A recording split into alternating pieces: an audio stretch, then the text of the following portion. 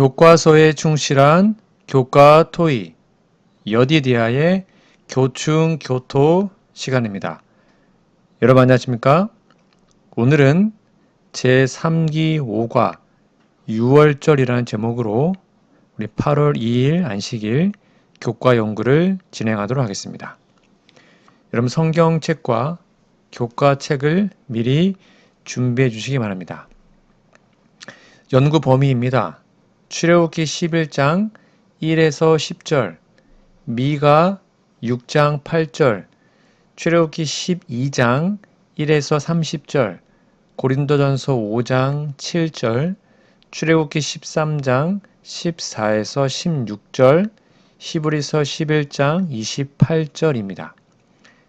연구 범위, 성경 본문을 꼭 펴서 여러 번 읽어보시기 바랍니다. 기억절입니다. 이후에 너희의 자녀가 묻기를 이 예식이 무슨 뜻이냐 하거든 너희는 이르기를 이는 여호와의 유월절 제사라. 여호와께서 애굽 사람에게 재앙을 내리실 때에 애굽에 있는 이스라엘 자손의 집을 넘으사 우리의 집을 구원하셨느니라 하라. 출애굽기 12장 26에서 27절 말씀입니다. 우리 기억절 노래 들으시고 이어서 말씀 연구를 진행하겠습니다. 3기 5과 이후에 너희의 자녀가 묻기를 이 예식이 무슨 뜻이냐 하거든 너희는 이르기를 이는 여호와의 유월절 제사라. 여호와께서 애굽 사람에게 재앙을 내리실 때에 애굽에 있는 이스라엘 자손의 집을 넘으사 우리의 집을 구원하셨느니라 하라. 출애굽기 12장 26, 27절.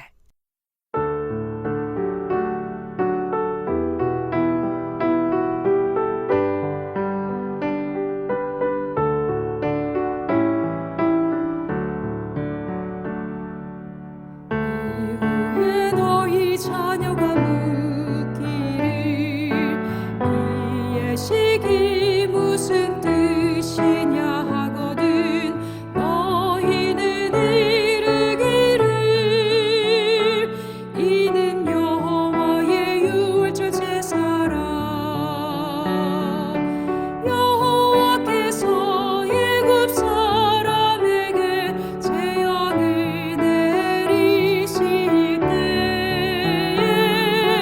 사람에게 재앙을 내리실 때에 애굽에 있는 이스라엘 자손의 집을 넘으사 우리의 집을 구원하셨느니라 하라. 출애굽기 12장 26절 27절.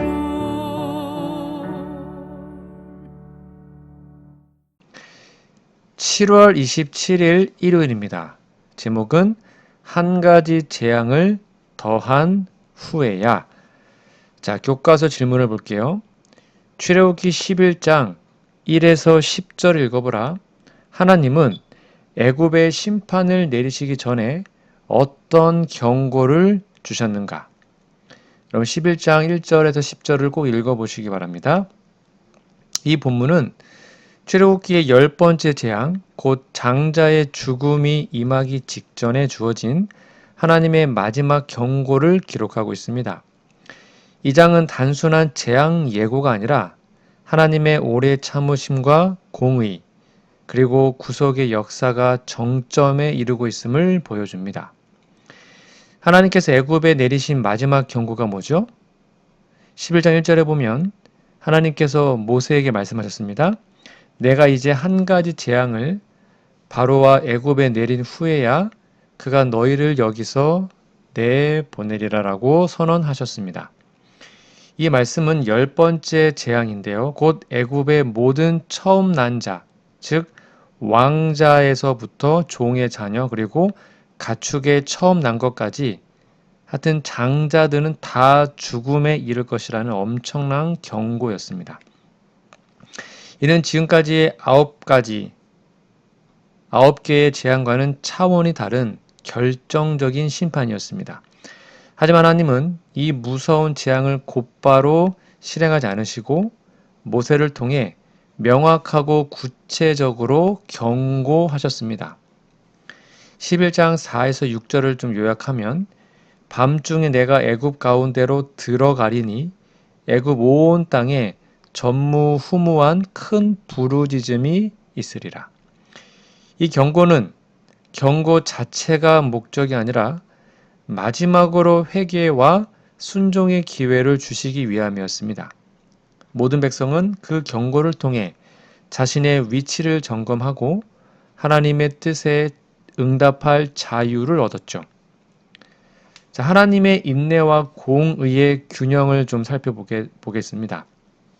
하나님께서는 10가지 재앙 가운데 9번의 기회를 먼저 주신 것은 바로와 애굽 백성들이 자발적으로 회개하고 이스라엘을 놓아줄 여지를 주기 위함이었습니다. 영감의 글에 보면 하나님께서는 심판 전에 항상 경고를 주신다. 그분은 자비로 오래 참으시며 악인을 돌아오게 하려 오래 기다리신다라고 기록합니다. 즉 하나님의 경고는 단순한 보복이 아니라 회복을 위한 부르심이었습니다. 하지만 바로는 계속해서 마음을 완고하게 했고 하나님의 권능과 자비를 무시했습니다. 우리 재림교회 주석도 이 부분을 이렇게 주석합니다. 이 마지막 경고는 하나님의 자비가 다한 선언이 아니라 그 자비가 마지막까지 지속되었다는 증거이다. 바로는 자기 자신을 심판에 이르게 하였다. 자, 그럼 이스라엘을 향한 구속의 준비는 무엇이었습니까? 동시에 이 경고는 하나님의 백성 이스라엘을 구속하기 위한 마지막 단계이기도 했습니다. 하나님은 이스라엘 백성들에게 애굽 사람들에게서 은금 보물을 받도록 지시했습니다. 그게 11장 2절 3절에 나와요. 이는 애굽에서 수백 년간 종살이하면서 정당한 보수를 받지 못한 것에 대한 하나님의 공의로운 보상이었고 장차 광야 여정과 성막 건축에 사용될 자원이었어요. 또한 11장 3절에 보면 여호와께서 애굽 사람들에게 이스라엘 백성에게 은혜를 입히게 하셨다라는 표현은 하나님의 손이 이스라엘을 종에서 해방시켜 주인의 자리로 인도하심을 예표하는 것입니다. 여러분, 하나님은 심판하시기 전에 반드시 말씀과 예언으로 경고하시는 분이십니다. 그분의 경고는 언제나 파괴보다 회복을 위한 초청이고 심판보다는 은혜의 기회입니다. 오늘날도 하나님은 성경 말씀과 예언의 신을 통해 세상의 마지막 재앙을 경고하고 계십니다. 그러나 동시에 이 경고는 우리를 두려움으로 몰아넣기 위한 것이 아니라 예수 그리스도를 통해 구원의 방주 안으로 인도하시기 위한 초청이죠. 여러분, 혹시 우리도 바로처럼 경고를 듣고 있는데 마음을 닫고 있지는 않습니까? 하나님은 지금도 우리의 삶 속에서 말씀하시고 회개와 순종 그리고 헌신을 요구하십니다. 지금이 바로 은혜의 날이며 구원의 날입니다. 하나님의 마지막 경고 앞에 주님의 뜻을 따르기로 결심하십니까? 지금 그 주님의 음성에 귀를 기울이고 온전히 응답하셔서 하늘 가나안가에 들어가시는 우리 모두가 되기를 간절히 바랍니다. 7월 28일 월요일입니다. 제목은 백성을 치유하심. 자, 교과서 질문입니다. 출애굽기 12장 1에서 20절을 읽어보라. 이스라엘이 애굽을 떠나기 전에 하나님은 모세와 아론에게 어떤 특별한 지시를 내리셨는가? 자, 본문을 여러 번 읽으셔야 합니다. 읽어보시면 이스라엘 민족이 애굽에서 출애굽하기 직전 하나님께서 모세와 아론에게 주신 매우 중요한 지시가 오늘 본문에 나와 있습니다. 이 지시는 단순한 종교적 행사 이상의 의미를 가지고 하나님의 구속의 계획과 메시아 예표를 담고 있는 유월절, 제정과 무교절에 대한 명령이었습니다. 자, 그러면 하나님께서 모세와 아론에게 주신 특별한 지시가 무엇이었습니까? 첫 번째, 출애굽기 12장 1절 2절에 보면 달력의 시작을 새롭게 하라는 겁니다. 하나님은 이스라엘 백성에게 이 달을 한 해의 첫 달로 삼으라고 하셨습니다. 이것은 단지 달력상의 변화가 아니라 구속받은 백성으로서의 새로운 시작을 상징하죠. 즉 과거 애굽의 노예 상태는 이제 끝났고 하나님의 구속 아래 새 생애가 시작되는 것입니다. 그게 12장 2절에 나옵니다. 이 달을 너희에게 달의 시작, 곧 해의 첫 달이 되게 해라. 그리고 3절부터 6절에 보면 유월절 양을 준비하라고 기록하고 있습니다.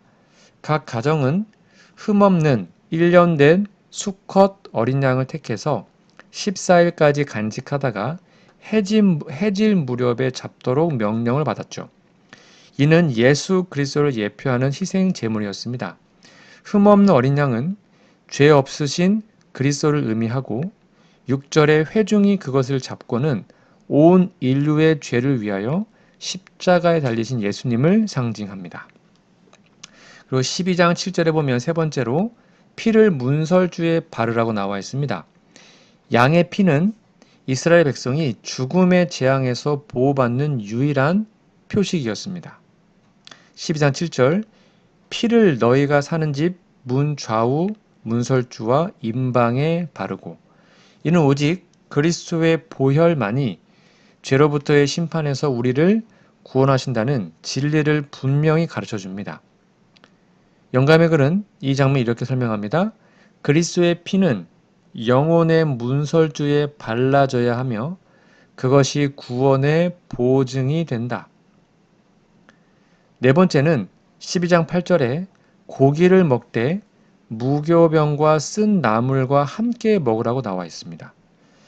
여러분, 무교병은 죄 없는 삶과 급박한 출애굽을, 쓴 나물은 과거 애굽에서의 고통을 상기시키는 상징물이었죠. 즉 그리스도의 희생을 믿는 자는 순결함, 즉 죄의 상징이었던 누룩 없는 떡과 회개의 삶을 살아야 한다는 교훈이 담겨 있습니다. 다섯 번째는 12장 11절에 허리를 묶고 급히 먹으라고 나옵니다. 이것은 즉각적인 순종과 출발의 준비 자세를 의미합니다. 하나님의 백성은 순종의 태도와 믿음의 발걸음으로 하나님의 부르심에 즉각적으로 응답해야 합니다. 여섯 번째는 12장 15절에서 20절에 보면 무교절을 지키라는 내용이 나옵니다. 하나님은 유월절 다음 날부터 7일 동안 무교병을 먹고 그 기간 동안 집에서 누룩을 제거하라고 하셨죠. 그럼 누룩은 종종 특별히 유월절에서는 죄, 부패, 위선을 상징합니다. 오순절에서는 성령이지만 여기서는 죄예요.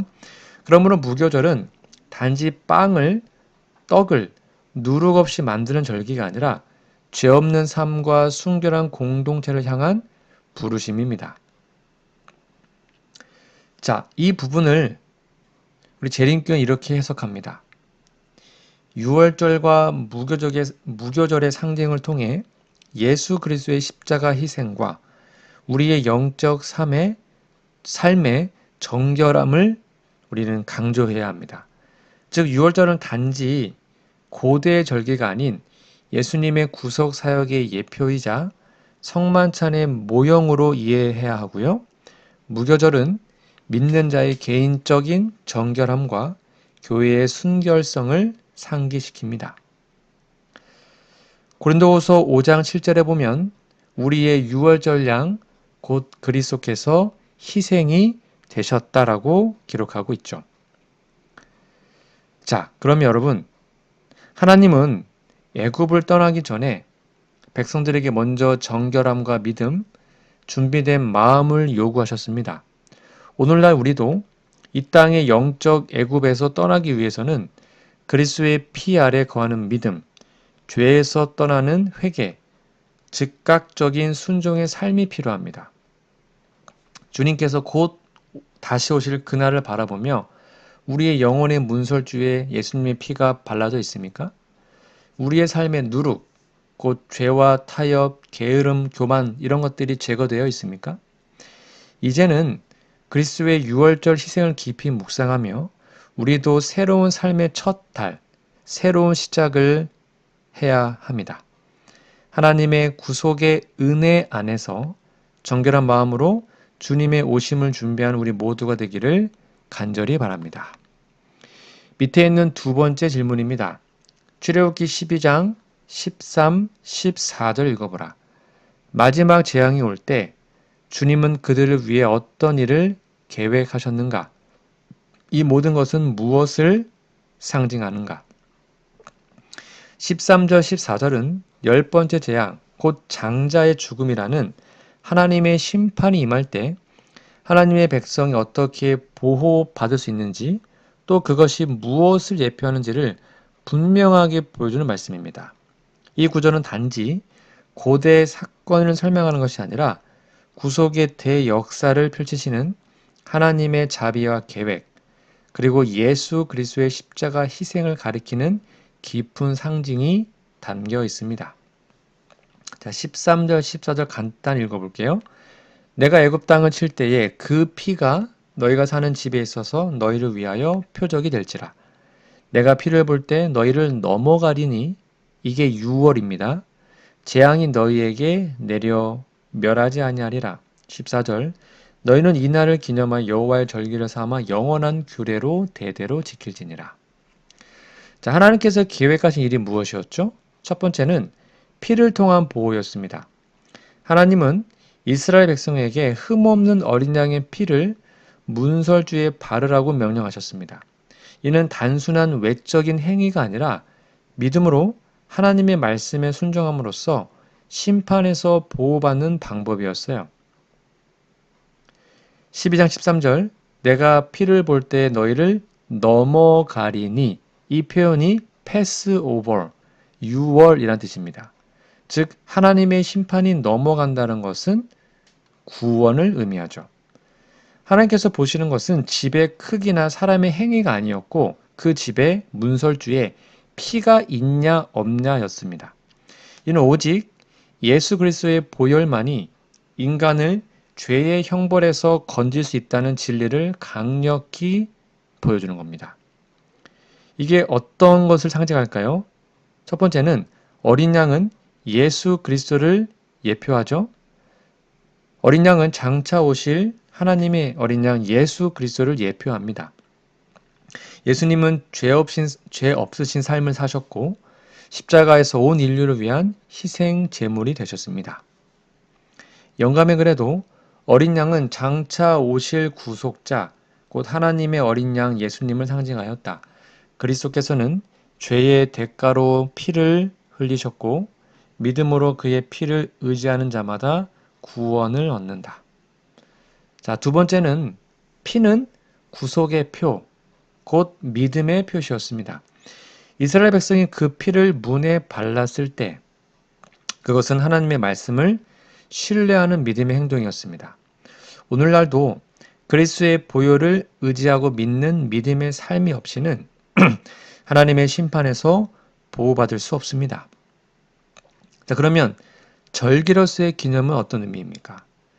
하나님은 유월절을 단순히 한 번의 사건으로 끝내지 않으시고 영원한 규례를 삼으라고 하셨습니다. 이는 유월절이 단지 애굽에서의 해방 사건을 넘어서서 하나님의 구속의 은혜를 기억하고 감사하며 살아가야 할 삶의 방식이 되어야 함을 의미합니다. 우리 재림교회는 이 유월절의 의미를 성만찬으로 계승하고 그리스도의 희생을 되새기고 믿음으로 살 것을 결단하는 시간으로 이해하고 있죠. 여러분, 하나님은 마지막 재앙이 임하기 전에 분명한 구원의 길을 제시하셨습니다. 그 길은 흠없는 어린 양, 곧 예수 그리스도의 피를 믿음으로 의지하는 길이었습니다. 그 어떤 공로도 그 어떤 행위도 우리를 구원하지 못합니다. 오직 피를 보시고 넘어가시는 하나님의 은혜만이 우리의 유일한 소망입니다. 오늘 우리의 마음의 문설주에 그리스도의 피가 발라져 있습니까? 우리의 삶은 하나님의 말씀에 순종하는 믿음의 반응을 드러내고 있습니까? 하나님의 심판은 지금도 세상에 임하고 있으며 마지막 유월절은 곧 도래할 것입니다. 그러나 감사하게도 그리스도 안에 거하는 자는 심판이 아니라 구원을, 죽음이 아니라 생명을 누릴 수 있습니다. 그러므로 오늘 그리스도의 피 아래로 나아오십시오. 그리고 그 피의 능력으로 말미암아 구속받은 자의 삶을 살아가기로 결단하는 우리 모두가 되기를 간절히 바랍니다. 7월 29일 화요일입니다. 제목은 유월절인데요. 자, 교과서 질문해 보시면 출애굽기 12장 17에서 23절을 읽어보라. 이 새로운 축제를 기념하는데 피는 어떤 역할을 하는가? 자, 오늘 본문 말씀은 유월절과 무교절을 기념하는 중에 어린 양의 피가 구속과 보호에 핵심적인 역할을 함을 보여주는 매우 중요한 본문입니다. 이 장면은 단지 고대 이스라엘 백성의 역사적 사건이 아니라 장차 예수 그리스도의 보혈을 통한 인류 구속의 예표로서 깊은 영적 의미를 담고 있습니다. 잠깐 본문을 요약하겠습니다. 17절 이날을 기념해서 영원한 규례를 삼으라고 명령하셨고요.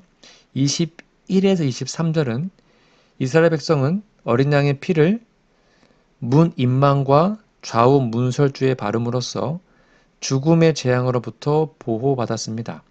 12장 23절에 보면 여호와께서 애굽 사람을 치려고 지나가실 때 문 임방과 좌우 문설주에 피를 보시면 여호와께서 그 문을 넘으시고 멸하는 자가 너희 집에 들어가 너희를 치지 못하게 하실 것이다 라고 기록합니다. 자, 어린 양의 피의 역할이 무엇이었습니까? 첫 번째는 하나님의 심판을 넘어가는 표식이었죠. 즉 피를 보시면 넘어간다. 그게 패스 오버입니다. 이 표현에서 유월절이 유래했다고 말씀드렸습니다.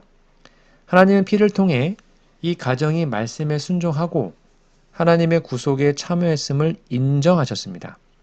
피는 단지 외적인 장식이 아니라 믿음의 증거요 하나님의 언약의 표였습니다. 영감의 글에는 이렇게 써 있습니다. 하나님께서는 문설주에 뿌려진 피를 보시고 그 집을 넘어가셨다. 이는 그리스도의 피가 죄인을 덮어 보호하는 것을 상징한다. 자, 두 번째는 죽음의 재앙에서 구원하는 능력입니다. 이 피는 그 가정이 단순히 이스라엘 사람이란 이유만으로 보호받은 것이 아니라 하나님의 말씀에 믿음으로 순종했기 때문에 구원받았다는 영적 진리를 보여주죠. 오늘날도 마찬가지입니다.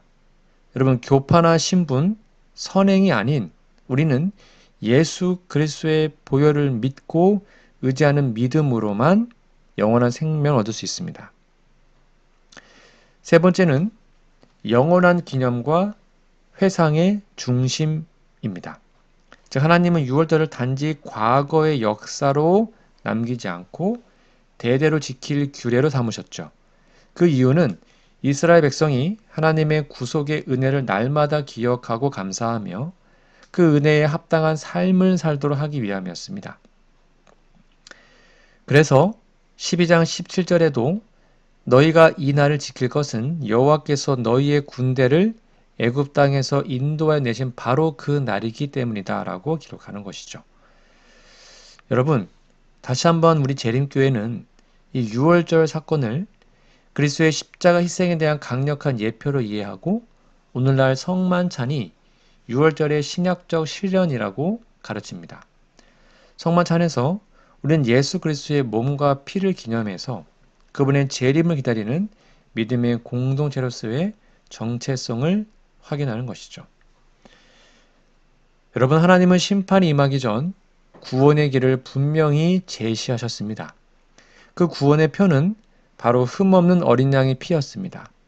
오늘날 우리는 그리스도의 피로 말미암아 사망의 권세에서 보호받고 하나님의 은혜 아래 거할 수 있습니다. 그러나 중요한 것은 단지 피가 존재했다는 사실이 아니라 그 피를 믿고 바른 자만이 보호받았다는 점입니다. 하나님은 지금도 피를 보실 때 보호하십니다. 우리 마음의 문설주에 예수님의 피가 발라져 있다면 말이죠. 그리고 그 보혈은 오늘날도 살아 역사하며 우리의 죄를 덮고 과거를 지우며 미래를 열어주는 것이죠. 십자가의 보혈을 의지함으로 심판을 넘어 구원으로 나아가는 믿음의 여정을 걸어가기를 간절히 바랍니다. 7월 30일 수요일입니다. 제목은 불꽃을 전하라. 자, 교과서 질문입니다. 출애굽기 12장 24에서 28절 읽어보라. 이 구절은 어떤 중요한 점을 강조하고 있는가? 오늘 본문은 6월절의 구체적인 실천을 넘어 신앙의 세대 계승과 하나님께 대한 순종과 경외, 그리고 하나님의 구속 사역을 기억하는 삶의 태도를 강조합니다. 이 구절은 단지 한 번의 사건을 기념하는 것이 아니라 하나님과 그분의 백성 사이에 맺어진 언약의 신실한 계승과 공동체의 신앙적 정체성을 유지하는 방법을 제시하고 있죠. 이 부분을 좀 요약해 드릴게요. 24절 하나님은 유월절 규례를 너와 내 자손을 위하여 영원한 규례로 삼으라고 명령하셨고 25에서 27절은 가나안에 들어간 후에도 계속 이 의식을 행하되 자녀들이 이 의식이 무슨 뜻이냐고 물으면 여호와께서 우리 집을 넘어가셨던 그 은혜의 사건을 설명하라고 하셨습니다. 28절 백성들은 순종하여 여호와께서 명령하신 대로 행했죠. 자, 이 본문에서 어떤 중요한 교훈과 중요한 점을 강조하고 있을까요? 첫 번째, 하나님의 구원의 역사는 기억되고 전수되어야 한다는 것이죠. 하나님께서 유월절을 영원한 규례로 주신 것은 단순한 형식 때문이 아니라 하나님의 구속의 은혜를 잊지 않게 하기 위함입니다. 12장 24절 너희는 이 일을 너희와 너희 자손을 위하여 영원한 규례로 삼아라. 오늘날 가정에서도 하나님의 은혜를 부모가 자녀에게 이야기하고 삶으로 보여주는 신앙의 전수가 얼마나 중요한지를 일깨워 주는 것이죠. 영감의 글입니다. 하나님의 은혜의 위대한 역사는 자녀들에게 반복되어 이야기되어야 한다. 신앙은 가정에서부터 시작된다. 자, 두 번째는 자녀들이 믿음을 질문할 기회를 주라는 중요한 점이 있습니다. 자, 12장 26, 27절에 보면 하나님께서는요, 자녀가 묻거든 대답하라고 하셨죠. 이는 신앙이 단지 강요되어서는 안 되고 자연스러운 대화 속에서 하나님의 구속의 역사와 진리를 전하도록 하신 명령입니다. 오늘날 교회 가정은 자녀가 왜 예수님을 믿어야 합니까? 왜 안식일을 지켜요? 이와 같은 질문을 할 수 있는 영적 대화의 장이 우리의 가정이 되어야 합니다. 세 번째는 말씀에 대한 즉각적이고 전적인 순종의 중요성을 강조합니다. 28절에 이스라엘 백성은 가서 그대로 행하였더라 라고 기록되어 있습니다. 이는 말씀을 듣고 이해하고 질문하고 그 후에 행동으로 옮긴 신앙의 이상적인 모본입니다. 그들은 단지 제도만 지킨 것이 아니라 그 의미를 깨달았고 감격하며 경외함으로 순종하였습니다. 여러분, 재림교회는 이 본문을 통해 성경적 신앙의 가정 전수, 어린 자녀에 대한 영적 양육, 그리고 하나님의 구속사에 대한 올바른 교육의 중요성을 배우죠. 오늘날 우리도 성경을 배우는 모본, 예언의 신을 읽는 가정 환경, 성만탄을 통해 구원의 은혜를 회상하는 경험을 통해 자녀들에게 살아있는 신앙 전수를 해야 합니다. 여러분, 하나님은 그분의 구원을 잊지 말라고 꼭 기억하라고 하셨습니다. 그리고 그 기억은 말로 전해지고 삶으로 보여지며 세대를 이어야 한다고 하셨습니다. 우린 자녀들에게 단지 교리를 가르치는 것이 아니라 하나님께서 나를 어떻게 구속하셨는지에 대한 간증, 하나님의 은혜에 대한 감격, 삶으로 드러나는 신실한 믿음을 전해야 합니다. 혹시 여러분의 가정에는 하나님의 구원의 이야기가 울려 퍼지고 있습니까? 우리의 자녀들은 정말 왜 하나님을 사랑하는지, 우리가 어떻게 구원받는지 아주 허심탄회하게 부모에게 물어볼 수 있습니까? 그리고 여러분들은 그것을 설명할 수 있으신지요? 하나님의 은혜를 잊지 말고 기억하며 순종함으로 자녀들과 이웃에게 살아있는 신앙을 전하는 우리 모두가 되기를 간절히 바랍니다. 7월 31일 목요일입니다. 제목은 하나님의 심판인데요. 자, 교과서 질문입니다. 출애굽기 12장 29, 30에서 하나님께서 애굽 장자들을 어떻게 치셨는지 읽어보라. 하나님께서 초태생을 치신 이유는 무엇인가? 특별히 히브리서 11장 28절을 참조하라라고 말합니다. 자, 이 질문에 대한 답을 또 살펴보겠는데요. 이 본문에서 우리는 하나님의 마지막 재앙이 애굽 땅 전체에 임하는 장면을 목도하게 됩니다. 이 재앙은 하나님의 인내가 끝에 다다랐음을 보여주는 동시에 구속의 역사가 본격적으로 이루어지는 결정적인 전환점이었습니다. 자, 29, 30절입니다. 밤째 여호와께서 애굽 땅에서 모든 처음 난 것, 곧 왕위에 앉은 바로의 장자로부터 옥에 갇힌 사람의 장자까지와 가축에 처음 난 것을 다 치심해 바로와 그의 모든 신하와 모든 애굽 사람이 밤에 일어나고 애굽에 큰 부르짖음이 있었으니 이는 그 나라에 죽임을 당하지 아니한 집이 하나도 없었음이었더라. 이 구절은 하나님의 마지막 경고가 현실이 되었음을 보여주죠. 왕궁에서 감옥까지, 인간에서 가축까지 예외 없는 하나님의 심판은 그 어떤 인간 권력도, 사회적 지위도, 종교적 신념도 구원을 보장하지 못함을 나타내는 것이죠. 왜 하나님은 애굽의 초태생을 치셨을까요? 첫 번째는 하나님의 경고에 대한 지속적인 거절의 결과였습니다. 하나님은 9번의 재앙을 통해 반복해서 바로와 애굽 사람들에게 회개와 순종의 기회를 주셨죠. 그러나 그들은 고집을 꺾지 않았고 하나님의 백성에게 가혹하게 억압을 계속했습니다. 출애굽기 4장 22, 23절은 하나님이 이미 초태생에 대한 경고를 미리 주셨습니다. 이스라엘은 내 아들 내 장자라 너가 내 아들을 보내주지 아니하니 내가 너의 아들 내 장자를 죽이리라. 이 말은 단순한 보복이 아니라 언약의 백성을 지키시는 하나님의 정의롭고 신실하신 심판을 나타내는 것이죠. 두 번째는 하나님의 주권과 구속 역사의 선포입니다. 애굽의 초태생은 그 사회에서 가장 귀중하고 중요한 존재였죠.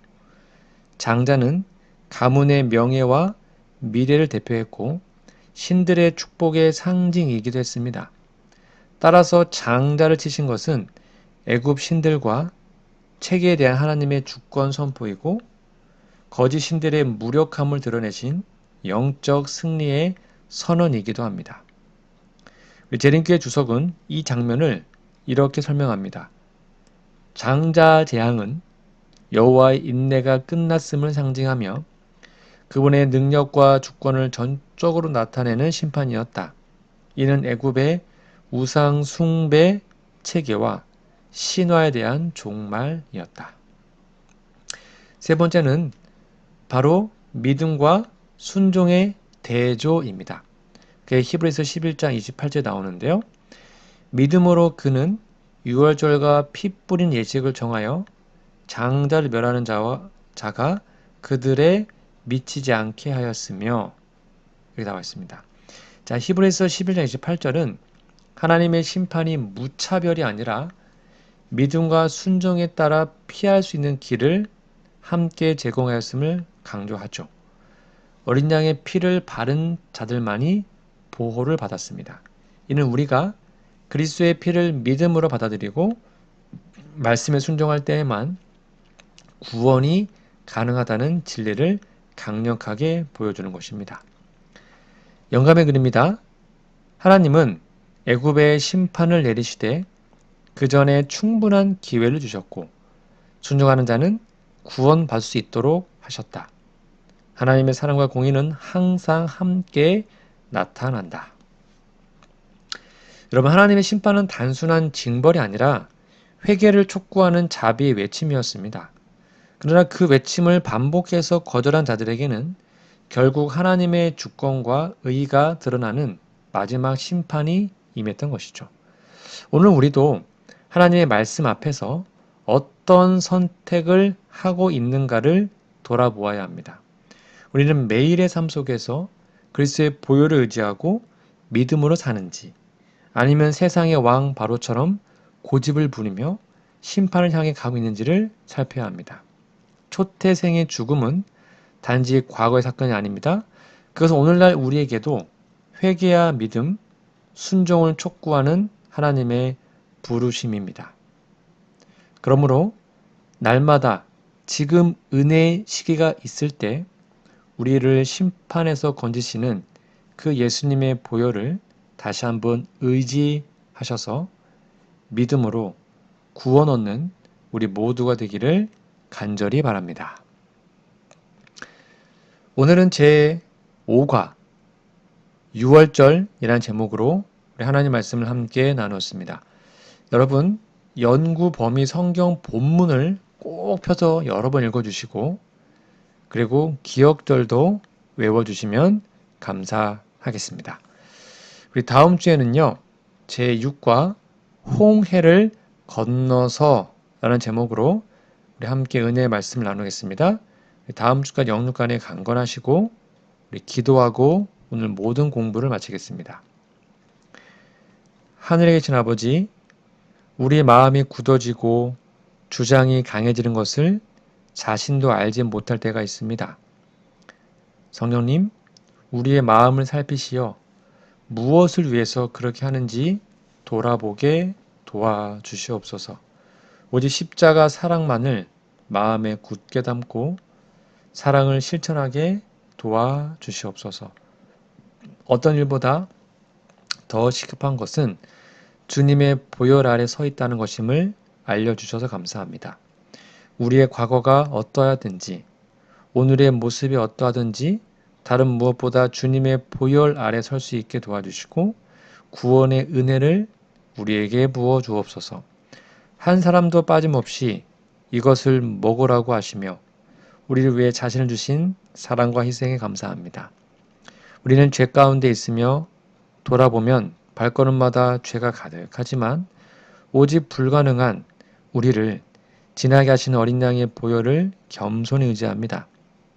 우리가 노예처럼 죄 가운데 지낼 때 놀라운 능력으로 구원해 주셨음을 감사합니다. 주께 주신 자유와 평강, 사랑과 은혜를 찬양하며 그 앞에 경배드립니다. 이 귀한 은혜를 다른 이에게도 전할 수 있도록 믿음과 용기를 더해 주시옵소서. 죄가 있는 곳에 은혜를 더하게 하신 놀라운 사랑을 찬양합니다. 죄의 열매를 거둘 수밖에 없는 속절없는 죄인에게 자비를 베푸사 은혜의 열매를 보게 하시니 감사합니다. 주님을 신뢰하며 죄에서 떠나도록 우리 마음과 생각을 지켜주시옵기를 예수님의 이름으로 기도합니다. 아멘.